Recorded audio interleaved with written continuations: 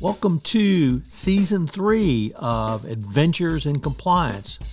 In this season, we are reviewing all of the Sherlock Holmes stories which are collected in the work The Return of Sherlock Holmes. It is a collection of 13 detective stories written by Sir Arthur Conan Doyle, marking the reappearance of the brilliant detective Sherlock Holmes after his apparent death in The Final Problem, which ended Season 2 and was the last story in the memoirs of Sherlock Holmes.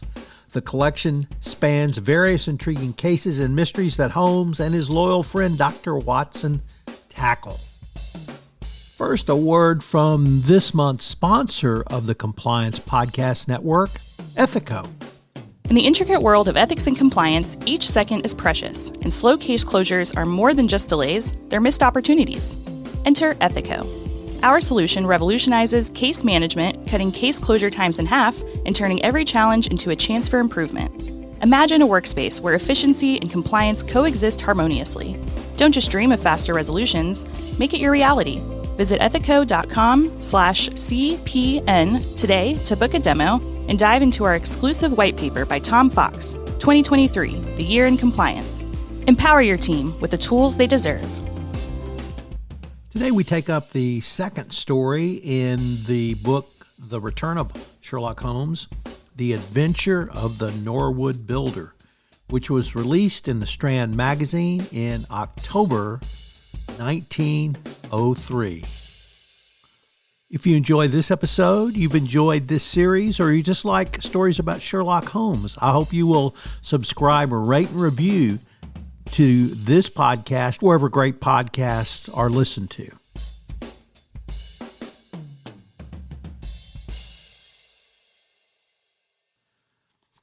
Watson was back living at 221B Baker Street, a widower now, but overjoyed to be reunited with his former partner. He missed the cut and thrust of adventures and missed the daily unpredictability of life with Holmes, a man whose mood swung with the weather, ensuring there never was a dull moment. The unhappy John Hector McFarland, however, was a young man who was a London lawyer who indeed had a great reason to be unhappy. He was under suspicion for murder of one of his clients, Jonas Oldacre, whose will he had drawn up for the man the same day as his death, named McFarland as the sole beneficiary and indeed an heir to a small fortune. For Lestrade, this was an open and shut case. The motive was there to all to see, and the evidence was clear. McFarland acknowledged he had visited Oldacre on the day of his death. His stick was found in the house, and a fire in the garden showed evidence of human flesh having been burned. Lestrade, single-minded, of course, could not conceive of any other reason for all of these clues. Holmes, however, knew all was not as it seems. He discovered the dark secrets about Mr. Oldacre's past and a piece of obscure history from McFarland's too. Decades before McFarland's birth, the builder had been engaged to McFarland's mother. She broke off the engagement when she discovered that her husband was a cruel and wicked man, which, of course, he turned out to be. Holmes continued to dig, and he unearthed some unusual financial dealings involving Oldacre and yet another man, Cornelius. He determined that the builder's will was scribbled haphazardly, perhaps even on a moving train. And this certain that the housekeeper knew more than she was letting on. Lestrade upped the ante and discovered a bloody thumbprint identified as McFarland's in an early use of thumbprints in Holmes' stories. Holmes countered by pointing out that the print was not there the previous day and could not have possibly been left by McFarland in the meantime because he was in police custody. Yet Lestrade remained unconvinced, so Holmes resorted to his typical bag of tricks and sleights of hands. He lighted a small and smoky fire in one of the rooms and shouted out a warning. At that point, a secret door at the end of one of the hallways opened, and out stumbled a very alive Mr. Oldacre. It turned out he was not murdered, but rather hiding to reemerge after McFarland was convicted. The scheme was devilishly convoluted and complex, but Holmes' deductive powers came through once again.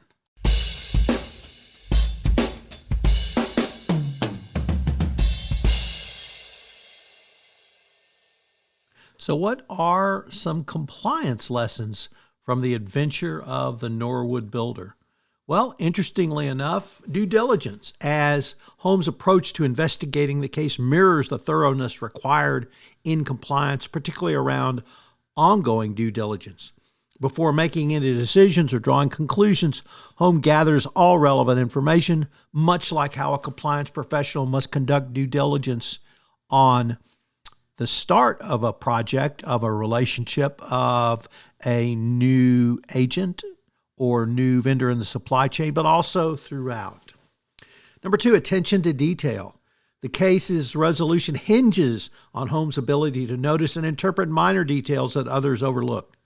In compliance, the smallest detail can often be the most significant, indicating breaches may be down the road or risks that require further risk management strategy. Number 3, trust but verify.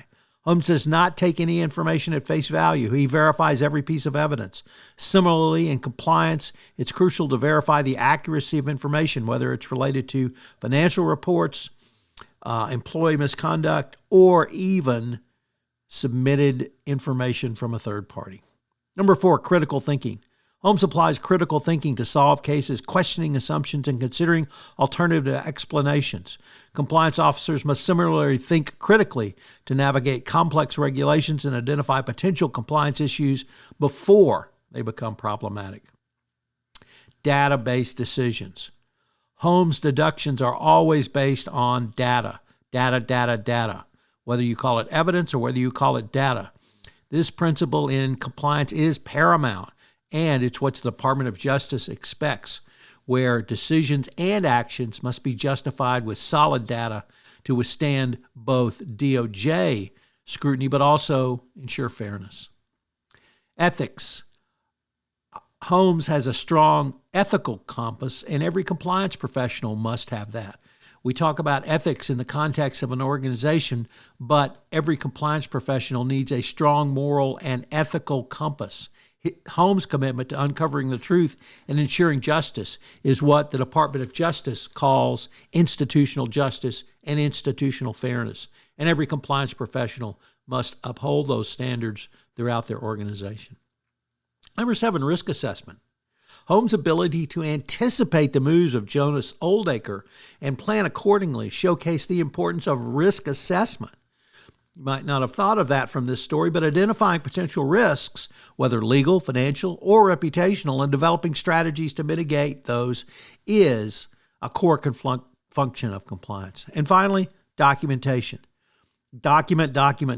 You knew I was going to say it. The story highlights the importance of keeping accurate records as evidenced by the documents so that Holmes can collect and review them. Maintaining comprehensive records is critical for demonstrating adherence to laws and compliance policies and procedures, as well for investigative purposes. While The Adventure of the Norwood Builder is indeed a work of fiction, its principles it illustrates are highly relevant to compliance professionals. By adopting Holmes' meticulousness, attention to detail, ethical standards, data-based decision-making, and some of the specific compliance strategies such as due diligence and risk assessment, compliance officers can more effectively navigate the complex and ever-changing landscape of corporate compliance. These lessons from The Adventure of the Norwood Builder underscore the importance of proactive, data-based approach to compliance that prioritizes integrity throughout the entire process. Compliance Podcast Network is sponsored this month by Ethico. Ethico is a leader for compliance champions like yourself with its ethics and compliance optimization system built to turn goals and guidelines into real ROI for your program. For more information and a special white paper, go to ethico.com/CPN. I hope you will join me through this entire series of short stories from the return of Sherlock Holmes. If you're a Holmes fan or you enjoy analogizing to compliance, leadership, and ethics, this is the podcast series for you. I hope you will take the opportunity to reread one or perhaps all of the short stories. They're short reads and a lot of fun. I'm going to be taking a deep dive into each one of them, looking at leadership lessons, ethical lessons, and or compliance lessons from each one. If you're a Sherlock Holmes aficionado like myself, I'd love to visit with you about some of your favorite stories and perhaps record a podcast or two with you on them. So please contact me. You can reach me through the website of the Compliance Podcast Network. Adventures in Compliance is a special production of the Compliance Podcast Network. And as I mentioned, we are sponsored this month by Ethico.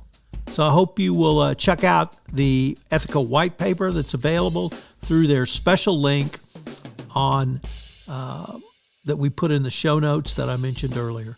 This is Tom Fox. I'm greatly looking forward to the return of Sherlock Holmes.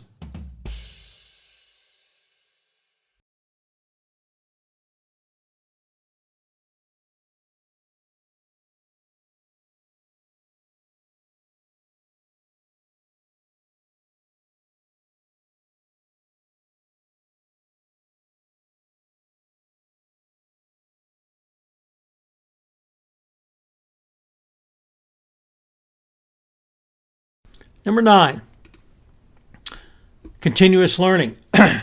Holmes is continuously expanding his knowledge and skills, and compliance professionals must embrace continuous learning to stay updated, not simply on regulatory and legal changes, but also what's going on in your individual company and your business and your competitor's business so that you can be prepared. And finally, persistence. Sherlock Holmes never gives up on a case until it's solved.